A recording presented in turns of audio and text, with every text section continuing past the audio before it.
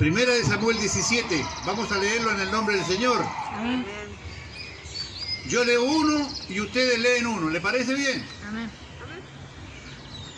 Dice así en el nombre del Señor. Los filisteos juntaron su ejército para la guerra y se congregaron en Soco, que es de Judá, y acamparon entre Soco y Aseca en Efes Damim. También Saúl Y los hombres de Israel se juntaron y acamparon en el...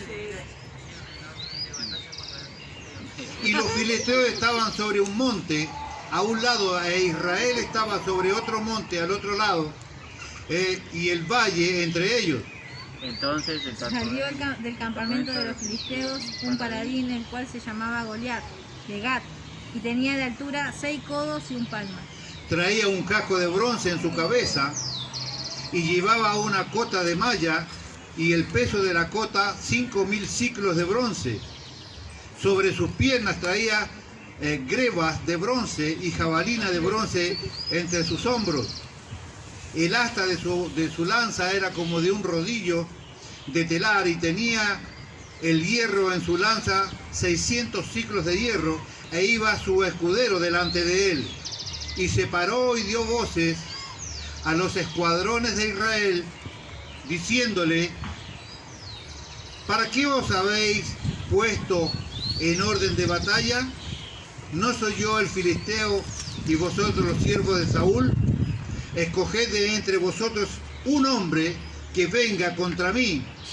Si él pudiese pelear conmigo y me venciere, nosotros seremos vuestros siervos, y si yo pudiese más que él y lo venciere, vosotros seréis nuestros siervos y nos serviréis. Versículo 10.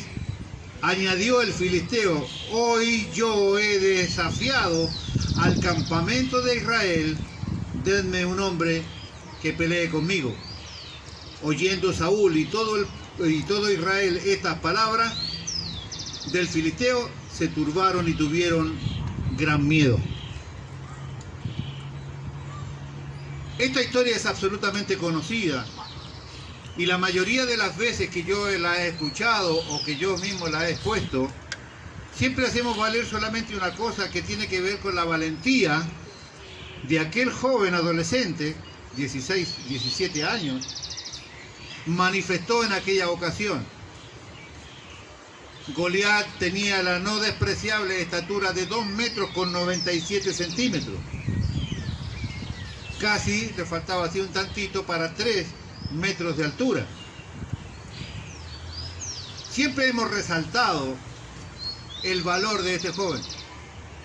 Pero hoy yo quiero, teniendo como esa base que todos nosotros sabemos de la valentía y de los entretelones que hubieron en aquella batalla, yo quiero hoy profundizar un poquito más para tratar de sacar una enseñanza propia y práctica para nosotros hoy.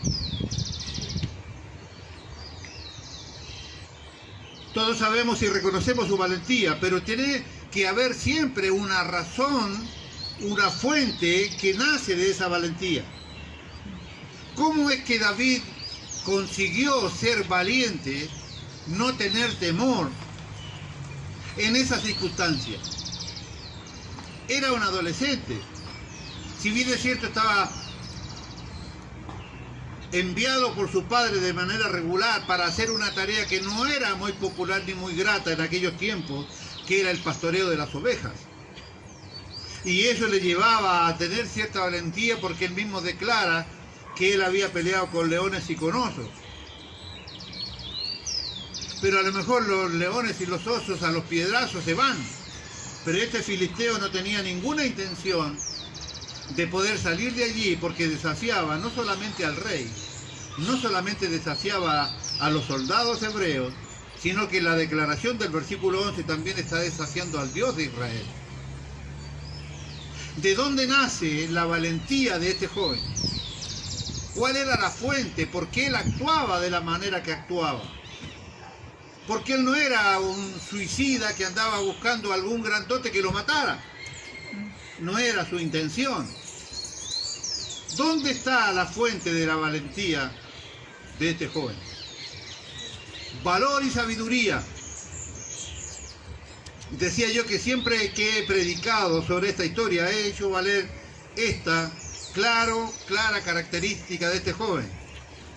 En el caso de David, su valor está basado en el conocimiento que David tenía, y esto le permitía tener un entendimiento de la situación muy particular y por poder observar correctamente las razones de ese enfrentamiento. Yo hablaba ayer o antes de ayer o un día pasado con un hermano que yo quiero mucho y le decía, cada vez que uno enfrenta una situación, tiene que tener la suficiente calma como para analizar y tratar de descubrir cuál es la fuente de ese problema.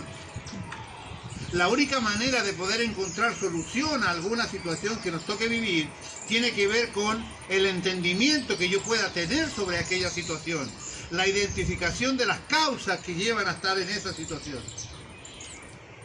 Para ello se necesita sabiduría. Y la sabiduría no necesariamente tiene que ver con el conocimiento. La sabiduría la provoca generalmente la experiencia. Pero cuando la experiencia por los años no alcanza, tenemos la palabra de Dios para ello. Ahora, él tenía valor, el valor estaba basado en el conocimiento que él tenía, y el conocimiento que tenía de la situación le permitía tener el entendimiento de la problemática de aquel enfrentamiento. David entiende lo que está sucediendo allí. A simple vista, es importante notar, porque cualquier persona que no tenga estas características mencionadas recién podría pensar que aquella era una especie de pelea callejera, donde un grandote estaba desafiando a los otros de allá y dice, ¿para qué vamos a pelear todos? Enfrentémonos uno a uno, mano a mano y solucionamos este problema. A simple vista, para alguien que no tiene una visión espiritual de la cuestión, simplemente esto sería una pelea entre dos. Una problemática entre dos personas que se podía resolver de esa manera. Esto es importante porque para cualquier persona esto podría ser simplemente esto, un enfrentamiento de dos personas para solucionar una situación. Había un tipo de 3 metros y otro que salía para enfrentarse, pero la interpretación correcta es que él sabía lo que pasaba. Primera de Samuel 17:10 dice, añadió el filisteo una frase interesantísima. Hoy yo he desafiado al campamento de Israel.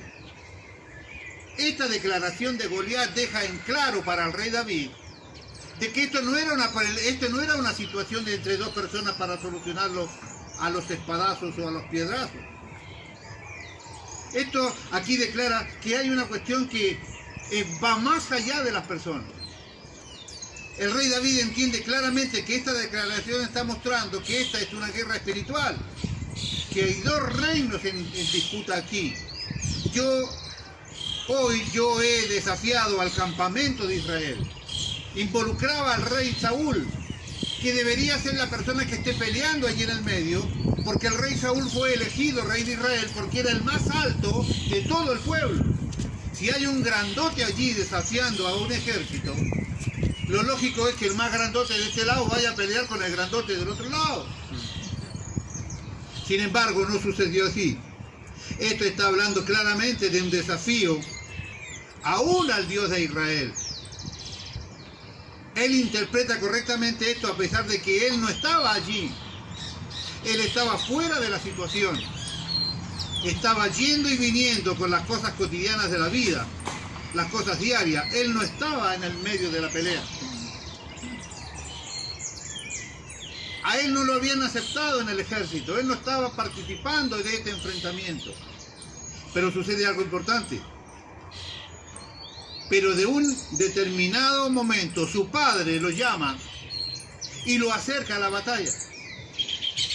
Quiero que vengas y vayas y lleves esta ofrenda para tus hermanos y para los jefes de tus hermanos, y de pronto me traigan noticias de lo que está sucediendo allí con tus hermanos. El padre lo acerca a la guerra. ¿Tenga entendido esto? Un minuto, por favor. quiero que me hagas este mandadito, lleva estos suministros a tus hermanos y a los jefes que están allí en la batalla. Fue cuando él se acercó a aquella batalla, cuando se dio cuenta de lo que en realidad estaba sucediendo. Y pudo ver que el temor que tenían sus propios hermanos era por estar enfrente de la batalla. El último versículo 11, de donde yo he leído hace un ratito, decía que tanto Saúl como todo el pueblo tenían gran temor. Estaban asustados. Ninguno de ellos se atrevía a enfrentar a Goliat. Allí hay un sitio espiritual porque dice que de mañana y de tarde, durante 40 días, el número 40 es el número de prueba en la Biblia, usted lo sabe, mañana y tarde cerraba el círculo de esclavitud sobre ellos. Mañana y tarde declaraba esto mismo y estaban allí temerosos los hebreos. Es así como logra descifrar que no es un enfrentamiento de dos personas, sino que no es un asunto personal, sino es un asunto espiritual que tiene que ver con dos reinos. Él reconoce que esta batalla es una batalla de dos reinos, no solamente de dos personas. Recordemos allí Efesios capítulo 6, que la lucha es, ¿no es cierto?, no es contra carne y sangre, sino contra principados y contra potestades. Él vio que uno de esos reinos, él vio que el reino enemigo desafiaba al otro reino al cual él pertenecía, donde estaba su Dios, donde estaban sus hermanos. Él puede observar que sus propios hermanos estaban atemorizados por el avance que el enemigo había tenido sobre ellos. Y él pudo entender que cuando se trataba de dos reinos, no era tan simple que Goliat pudiese encontrar victoria sobre Israel, o en este caso sobre él. Porque él sabía que Goliat empezaría con esta batalla ahí en el valle de Ela. Pero después que vencieran allí aquel pueblo, irían por sus padres, irían por sus hermanos, irían por sus hijos, irían por sus propiedades, irían por sus sembradíos, después irían por todo lo otro. Este era el comienzo del problema. El rey David, el joven David entendió que esta disputa de dos reinos, si era favorable para los filisteos, avanzarían después en contra de todo lo que Israel era. Entonces rápidamente él entiende que no es una pelea de dos personas, que aquí hay mucho más en juego, que había sido desafiado sus hermanos, el reino de sus hermanos y el Dios que estaba allí presente, su Dios. Entonces ya dijo y se identificó, este no es un problema de otros, este también es un problema mío. Él vio que un reino enemigo desafiando y ofreciendo al reino de Israel, el cual pertenecía, donde estaba su Dios y donde estaban sus hermanos.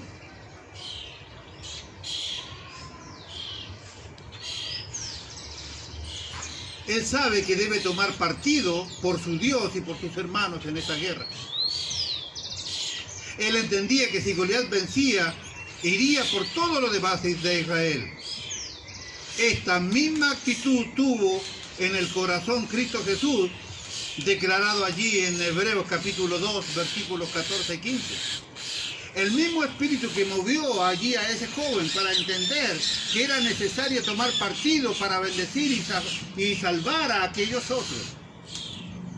Que era absolutamente necesario tomar partido para defender a los desvalidos, para defender a aquellos que estaban con miedo, para defender a aquellos que estaban atemorizados. Era necesario tomar partido, porque ya no era la guerra de otros. Él en los afanes de la vida estaba yendo y viniendo.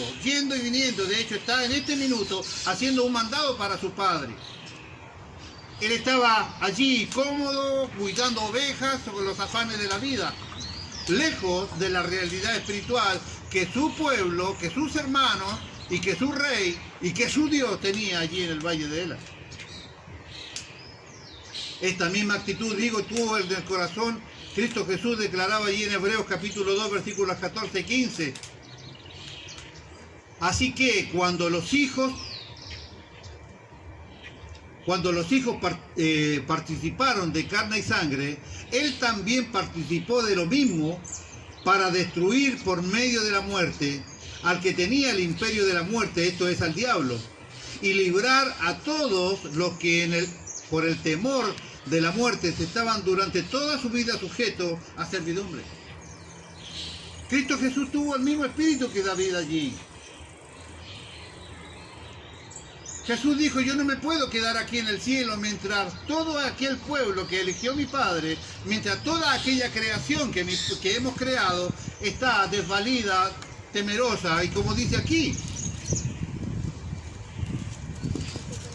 cuando los hijos participaron de carne y sangre, Él también participó de lo mismo para destruir por medio de la muerte aquel que tenía el imperio de la muerte, esto es al diablo, y librar a todos los que por medio del temor de la muerte estaban durante toda su vida sujetos a servidumbre.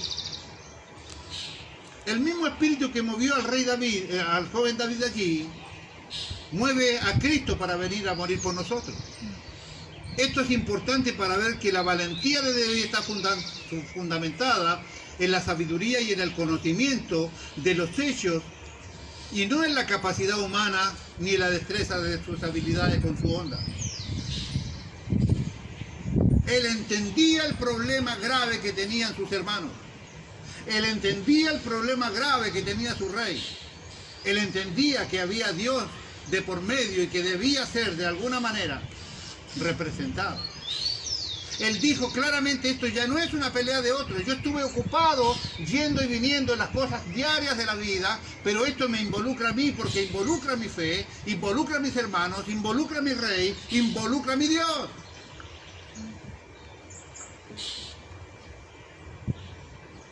Estaba basado en la fe en Dios del reino al que él pertenecía. Y en ese entendimiento correcto de la situación es cuando él se involucra.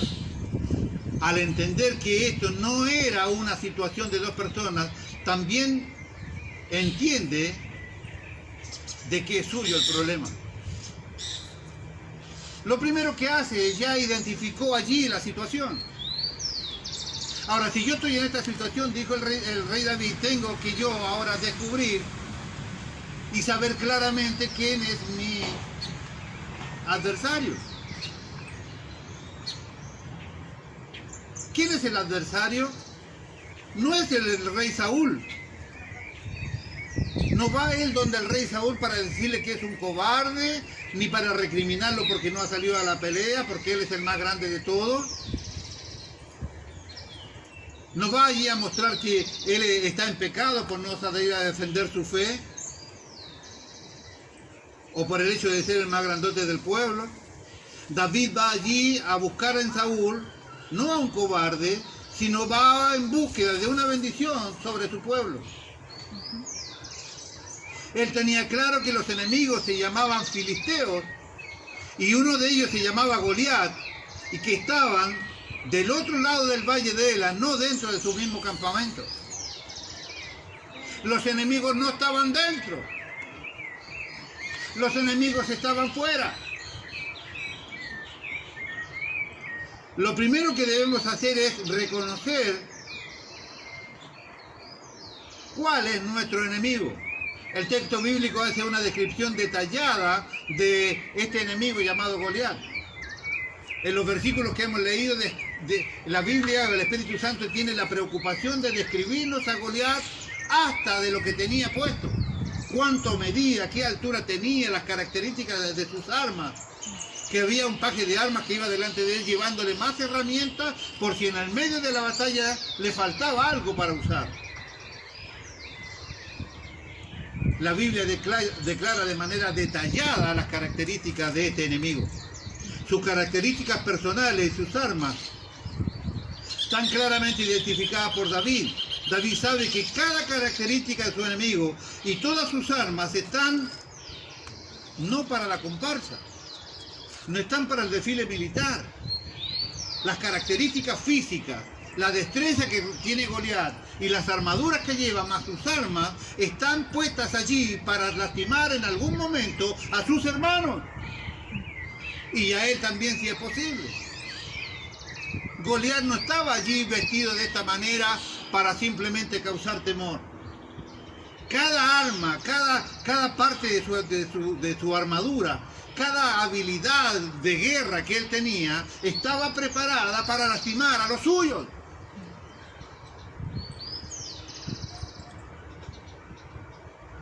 Así nosotros debemos entender que si el reino de las tinieblas está atacando al reino de la luz donde nosotros pertenecemos, cada característica y cada cosa, cada arma, tarde o temprano será utilizada en contra de nosotros y en contra de los nuestros.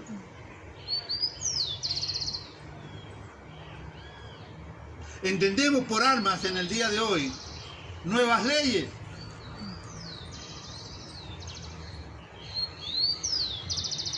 Leyes que avalan el aborto, leyes que avalan el matrimonio igualitario. Por muchos años ya el mundo se ha encargado de cambiarle el nombre al pecado. Las prostitutas ya no son prostitutas, son damas de compañía. La homosexualidad ya no es homosexualidad, es sexo libre. ¿Me va entendiendo? Leyes nuevas, programas de televisión donde se avala cualquier tipo de esta nueva moda,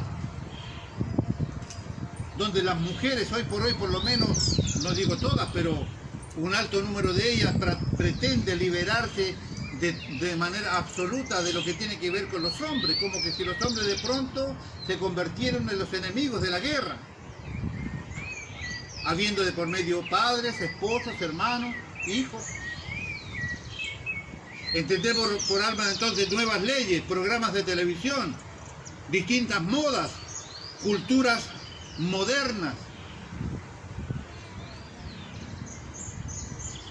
¿Cuánto hace que está establecido en nuestras modas el unisex? Unisex, un sexo. Y todos nosotros participamos de esto. Cultura moderna, música anticristiana, redes sociales, por medio de medios de comunicación, escuelas, universidades, con lo que nos enseñan. Todo esto y una lista interminable de armas que el enemigo tiene hoy en día, en algún minuto serán utilizadas contra nuestros hermanos, contra nuestros hijos, contra nuestros nietos, contra nuestros matrimonios, contra nuestra gente. En algún momento será utilizado esto en nuestra contra.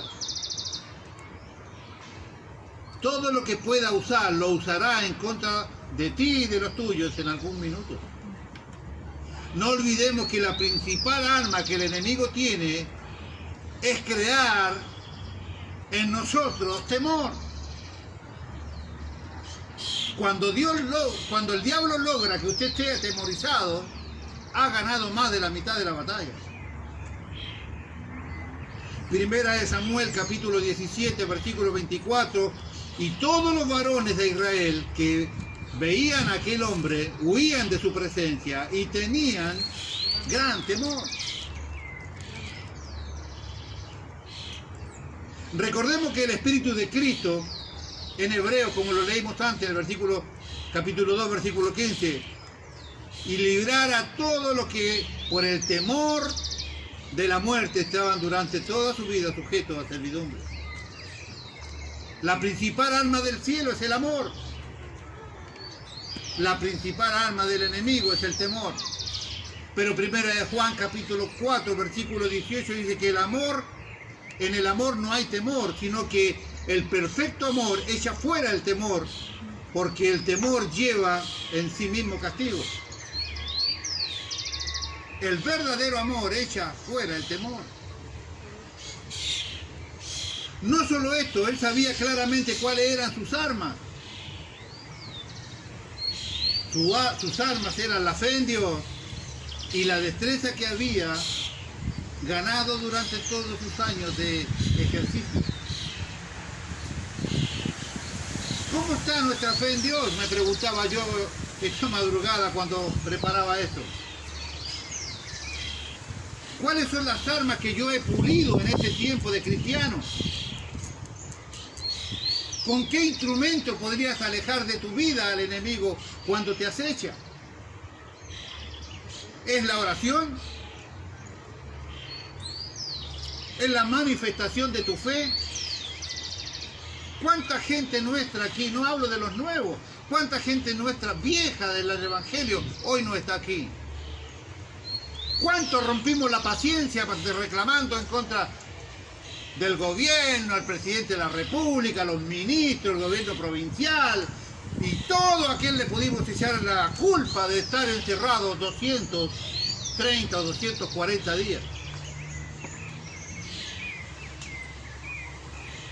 Renegando contra todo lo que había, despreciando una pandemia mundial que tiene como 1.200.000 o 1.300.000 personas muertas y 28 millones de contagiados. Sabiduría y entendimiento sabía lo que tenía que hacer.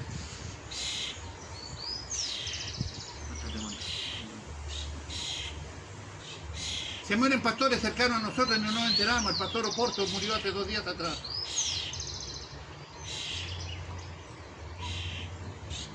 El embajador de Argentina en Francia murió ayer de coronavirus.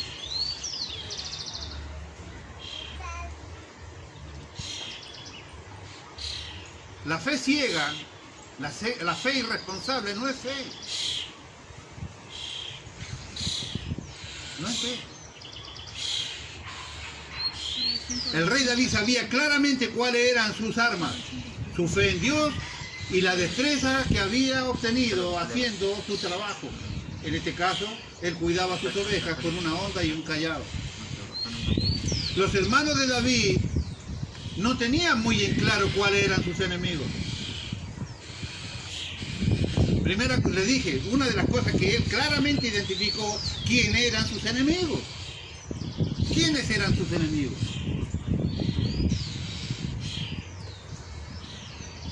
Tozer, un gran aliancista,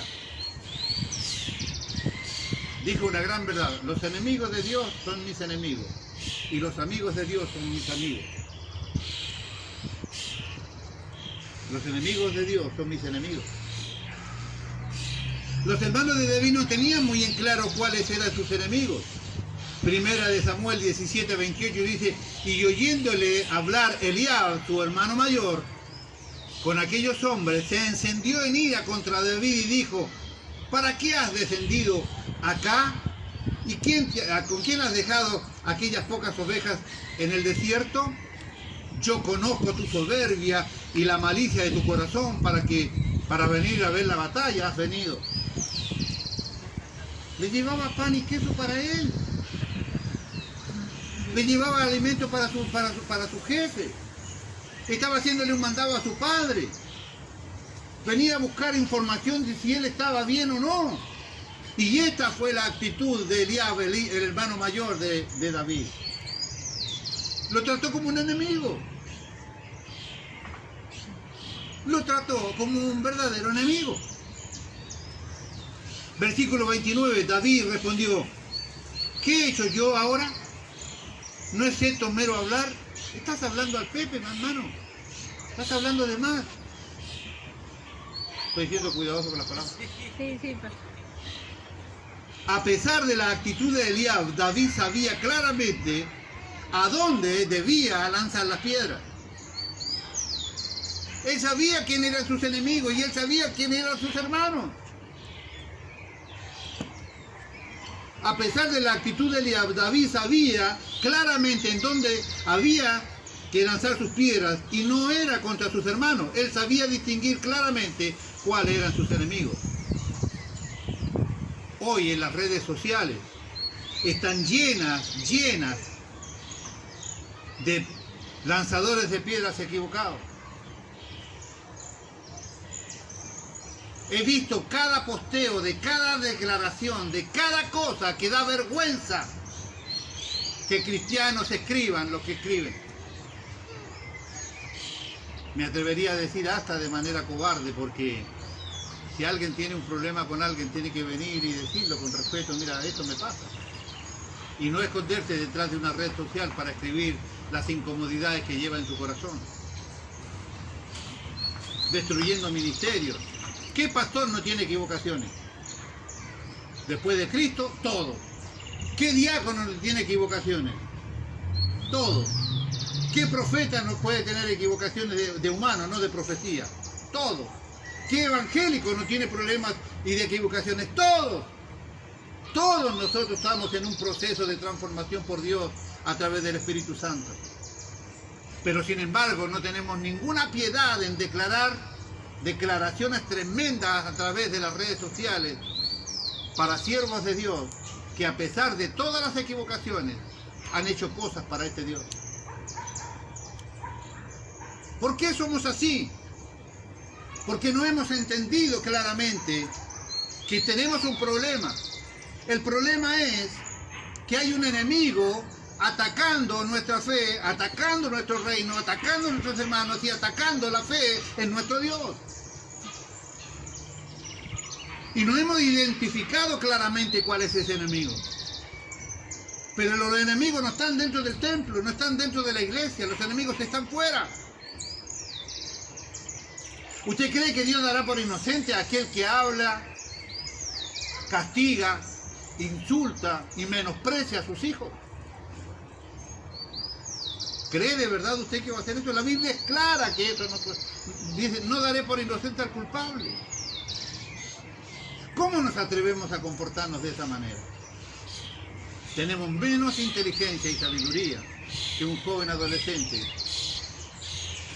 de 16, 17 años que vivió hace 4.000 años. Las redes sociales están llenas de estas piedras equivocadas, lanzadas sobre sus hermanos, en aquellos que confunden a sus hermanos como si fueran sus verdaderos enemigos. La persona que confunde a sus hermanos con enemigos y confunde enemigos como sus hermanos, nunca podrá identificarse a sí mismo. Hay cristianos que les es más fácil hacer amistad profunda con seculares. Hay gente que por ahí confía más en aquellos que están contrarios y que no respetan ni siquiera nuestra propia fe y no logran nunca tener armonía con sus propios hermanos. Las personas que confunden hermanos como enemigos y enemigos como si fueran sus hermanos nunca podrán identificarse a sí mismos. La parte final de esta historia es muy interesante. Primera de Samuel 17:58 y dijo Saúl: muchacho, ¿de quién eres hijo? Me salto toda esta historia de la pelea y del ondazo porque usted ya la conoce y estamos apurados.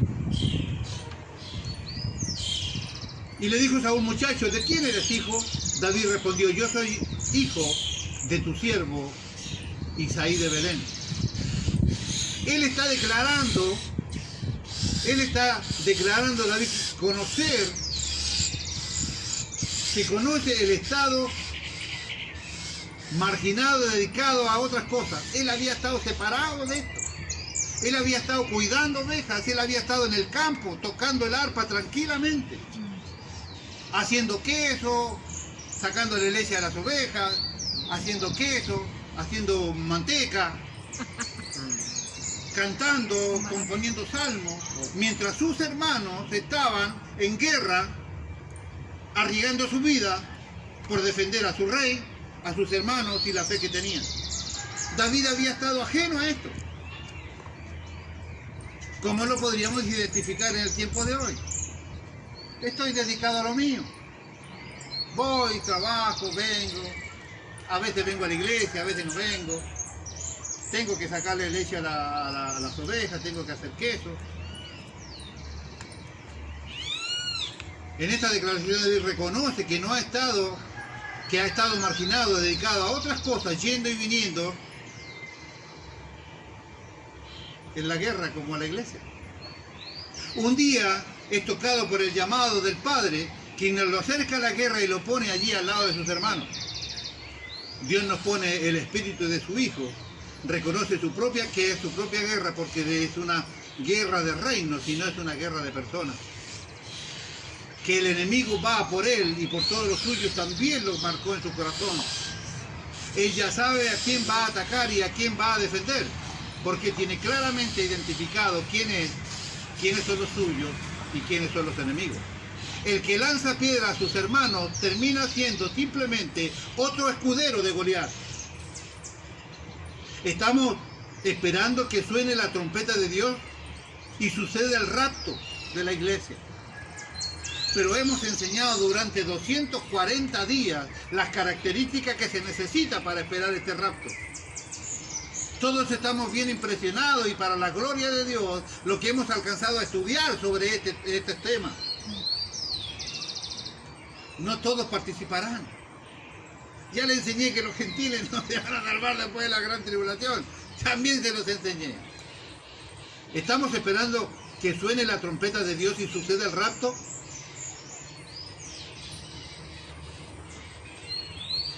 Lejos de la batalla que pelean tus hermanos, ¿pretendes esperar el rapto?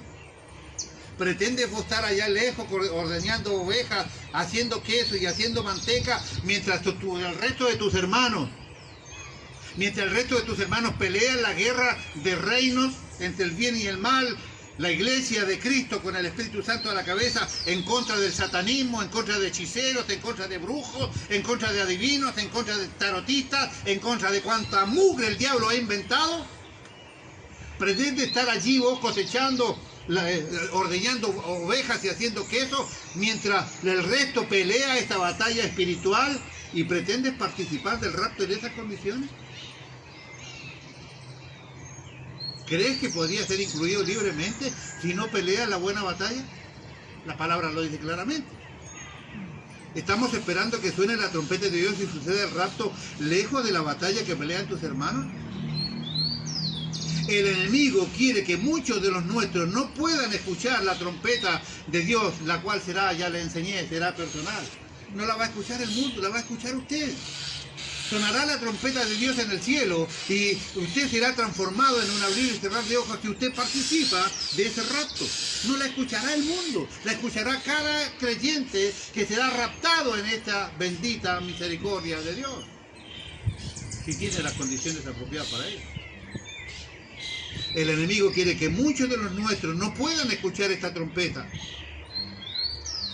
Quizás antes que suene la trompeta del cielo, quizás suene la trompeta en la tierra que nos llama a la batalla en contra de los enemigos que tenemos que están tratando de destruir la iglesia. El shofar algún día sonará para que nos vayamos al cielo. Pero los judíos también hacían otro tipo de sonido con el shofar para unificarlos para la guerra. ¿No crees que es muy probable que funcione y suene primero ese shofar aquí en la tierra, unificando a su pueblo para salir a la guerra y luego poder esperar el shofar del cielo para ser raptado de aquí?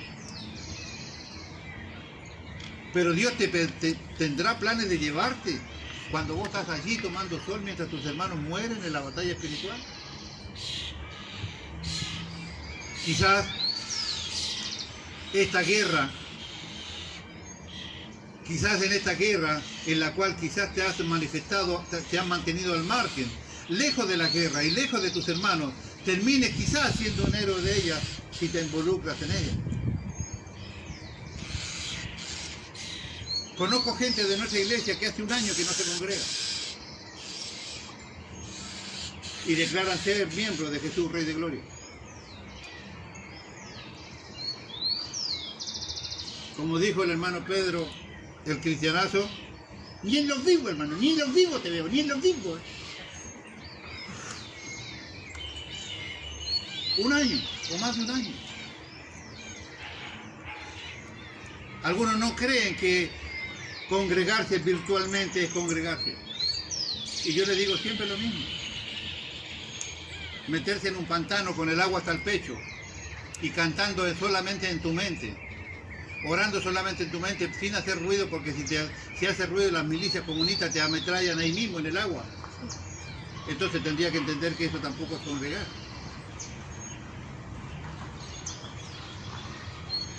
Quizás en esta guerra en la cual quizás te has mantenido al margen de la guerra, lejos de tus hermanos, si te involucras, mira si terminas siendo un héroe como lo fue el joven David.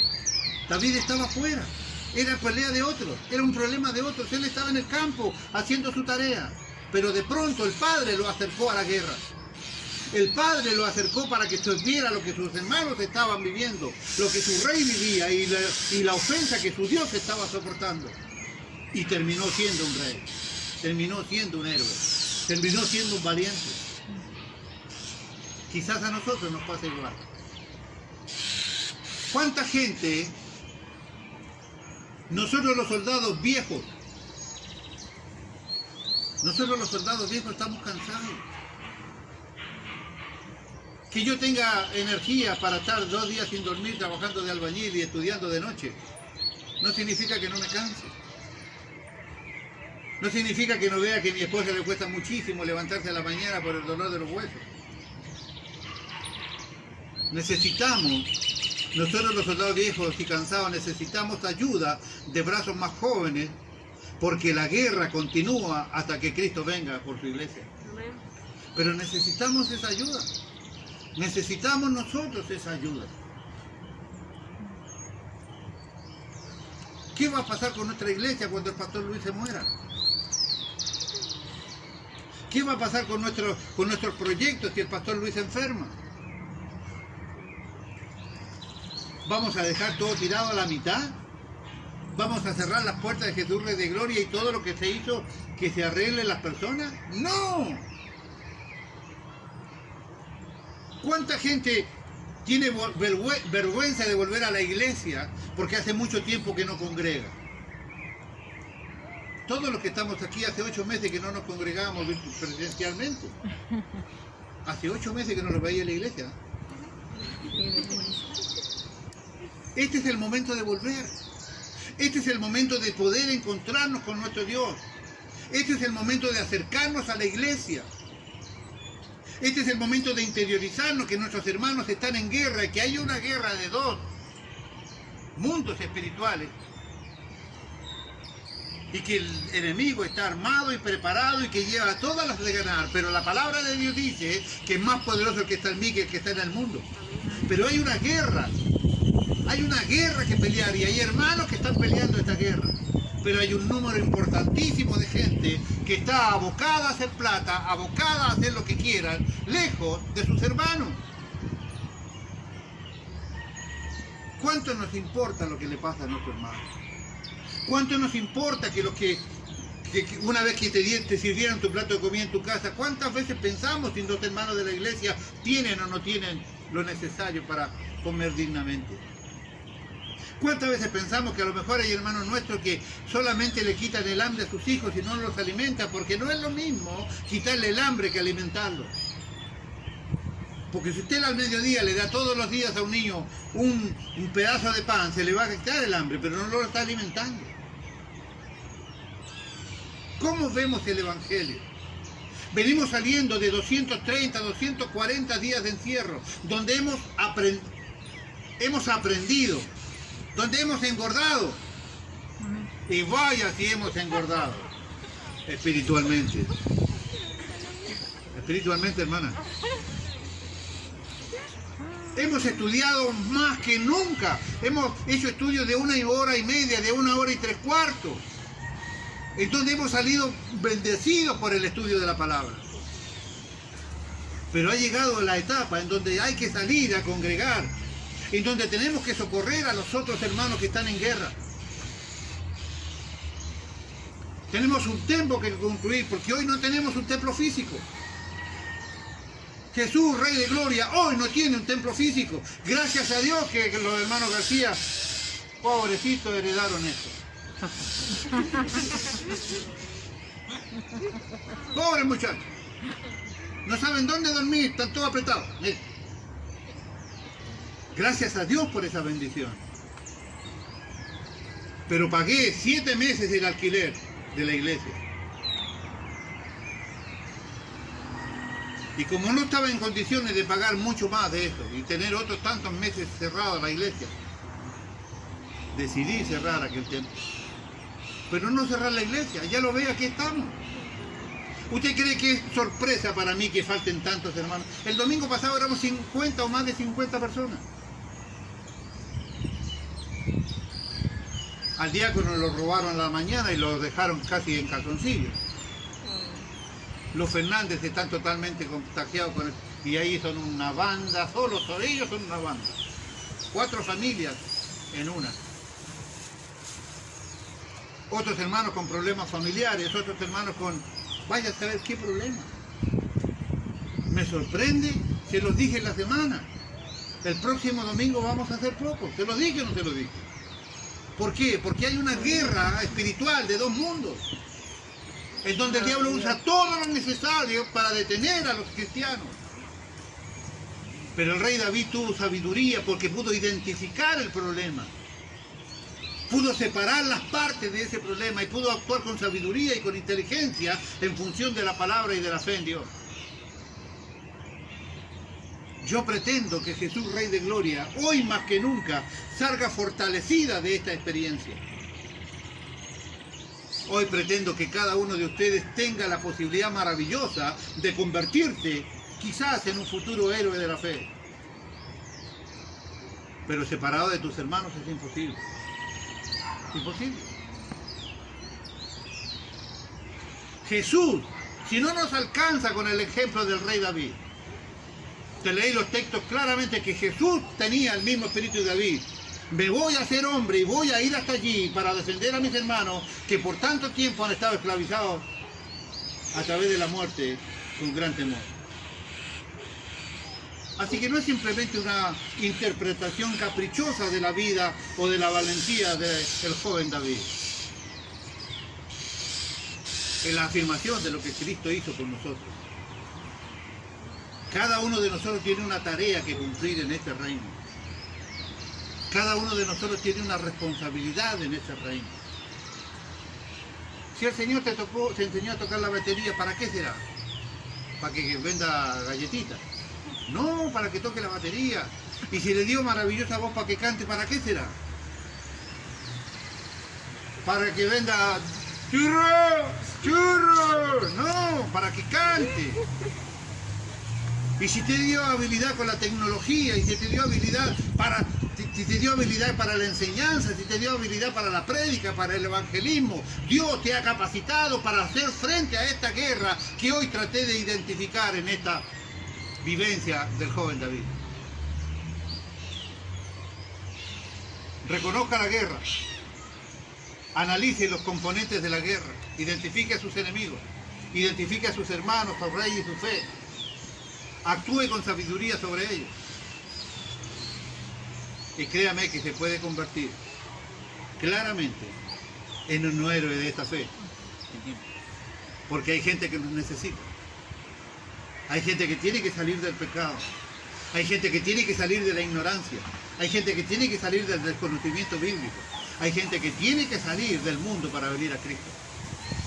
Esta es nuestra tarea. Este es lo que nos espera de aquí en más como Ministerio Internacional Jesús Rey de Gloria. Que ningún joven se asuste, que ningún nuevo se asuste de que Jesús Rey de Gloria hoy no tiene un templo visible. Yo me mudo para el fondo y allí tiene su templo. Y yo me mudo para el fondo y empezamos a martillar ahí dentro para reunirnos ahí. Y mientras nos reunimos ahí vamos a ir construyendo por fuera. Ayer le mostré a los jóvenes el diseño del templo en 3D que nos tiene preparado por allí el hermano Hernán García. ¿Les gustó? Vale. Ese es el sueño de su pastor hace 20 o 30 años. Pero vive mi Dios, que haré mi tarea. Y estoy seguro que usted va a hacer su tarea.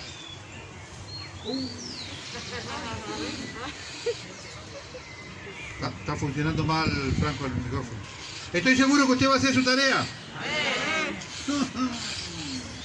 Me falta un poquito más. Yo estoy seguro que cada uno de ustedes se va a convertir en un valiente de la vida. Llévese esta responsabilidad, llévese esta posibilidad, llévese este crecimiento. Si usted tiene un problema, cualquiera sea, identifique el problema, vea de dónde nace, por qué está ese problema, cuáles son los participantes de ese problema, cuáles son las características del que genera ese problema. Y échele mano a la palabra de Dios y se va a dar cuenta cuál es la solución al problema.